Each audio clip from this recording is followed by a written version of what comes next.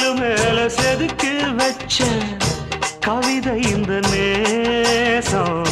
இப்பிறப்பும் எப்பிறப்பும் தொடரும் இந்த பாசம்.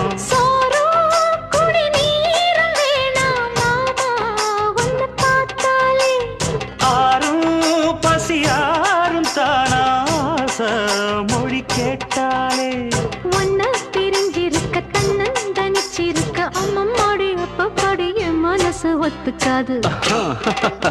செந்தூர பாண்டிக்கோரு சோடி கிளி கூட